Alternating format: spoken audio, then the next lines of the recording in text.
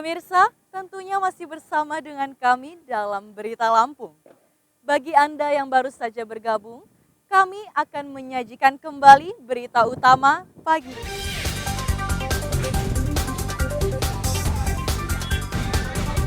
Lari ke sana.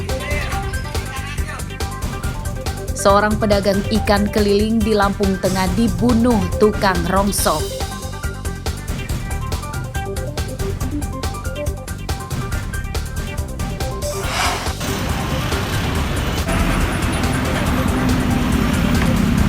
Ribuan nomor polisi kendaraan pengguna BBM solar diblokir Pertamina.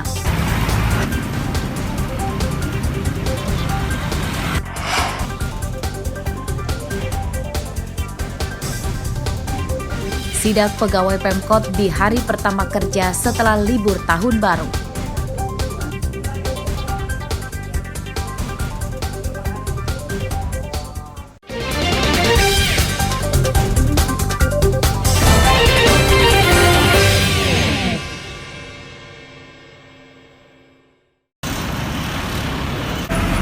Selama 2 bulan terakhir, PT Pertamina Lampung telah memblokir lebih dari 6.000 plat nomor kendaraan yang dicurigai menyalahgunakan pembelian BBM solar. Kebanyakan kendaraan yang diblokir adalah mobil pribadi. Pihak Pertamina menyatakan belakangan ini banyak terindikasi tindakan ilegal penimbunan solar.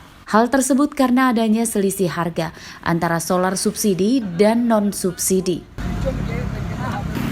Pemblokiran nomor plat nomor kendaraan diharapkan bisa meminimalisasi antrian sekaligus mencegah adanya oknum-oknum penipu saat membeli solar di SPBU. Konsum yang dia ngisi misalkan maksimum di 80 liter. 80 liter.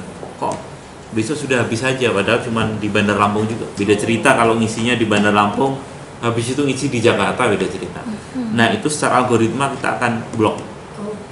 Jadi total tuh kita sudah per November ya sampai sekarang itu 6.400-an nopal sudah kita blok.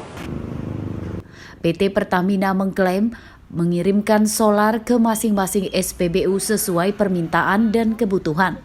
Jumlahnya mencapai 8.000 sampai 16.000 liter solar per SPBU setiap hari. Jeffrey Arifin melaporkan dari Bandar Lampung.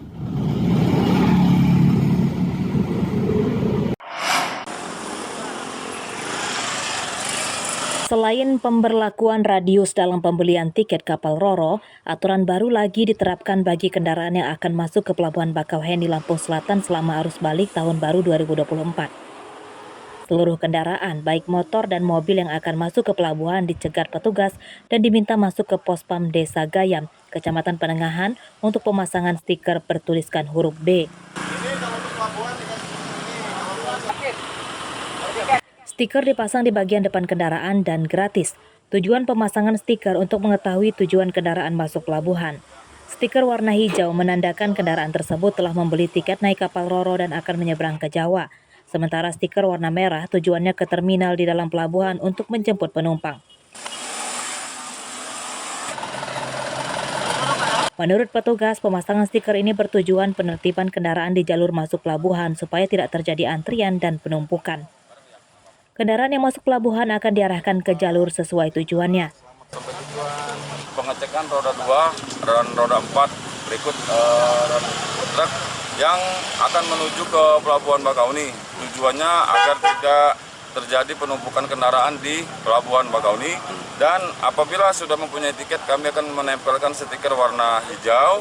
Dan yang akan menuju ke Krakatau Park ataupun penjemputan di terminal akan diberi stiker warna merah. Aturan pemasangan stiker bagi kendaraan yang akan masuk Pelabuhan Bakauheni diberlakukan hingga besok 3 Januari seiring berakhirnya operasi lilin Krakatau dalam pengamanan Nataru. Sementara untuk aturan radius dalam pembelian tiket permanen atau diberlakukan seterusnya. Asif Saipullah melaporkan dari Lampung Selatan.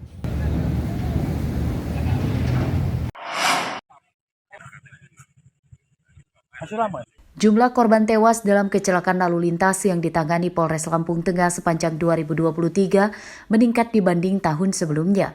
Pada tahun 2023, 103 orang tewas dalam kecelakaan di Jalan Tol Trans Sumatera dan Jalan Lintas Sumatera.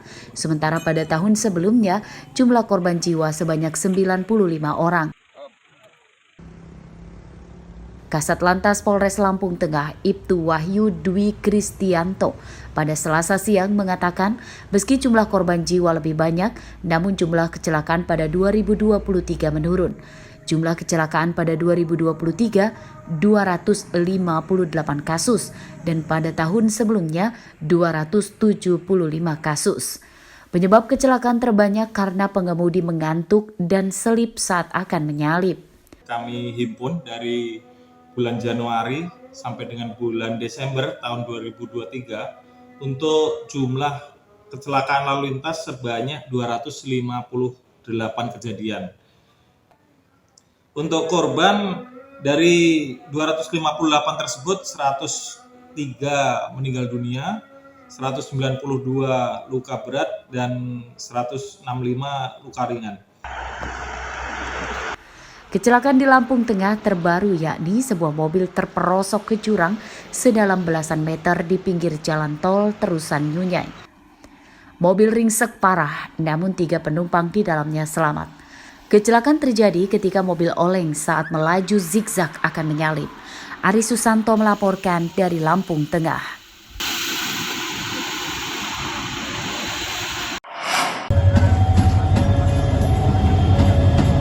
Memasuki awal tahun 2024, PT Kereta Api Divre 4 Tanjung Karang mulai menggencarkan sosialisasi keselamatan pengendara yang melintasi rel kereta api. Sosialisasi digelar di perlintasan resmi di Tanjung Karang Timur, Bandar Lampung. Di tempat ini, petugas membentangkan spanduk sosialisasi di hadapan para pengendara yang antri palang pintu ditutup karena ada kereta melintas. PT KAI Lampung mencatat jumlah kecelakaan pada 2023 sebanyak 24 kasus dan mengakibatkan 8 orang meninggal dunia. Data tersebut menurun dari 2022 dengan jumlah 27 kecelakaan dan 5 orang meninggal dunia. PT KAI berharap angka kecelakaan di perlintasan bisa dicegah di tahun ini. Sosialisasi keselamatan ya di perlintasan sebidang. Kebetulan di sini ya perlintasan resmi dan terjaga ya. Dengan agenda hari ini ya kita kembali mengingatkan ke seluruh masyarakat pengguna jalan raya bahwa fasilitas pintu perlintasan itu hanya merupakan alat bantu untuk menyeberang. Di sepanjang jalur kereta api dari Lampung hingga Sumatera Selatan terdapat 211 perlintasan untuk orang dan kendaraan. 31 diantaranya adalah perlintasan resmi yang dijaga petugas selama 24 jam.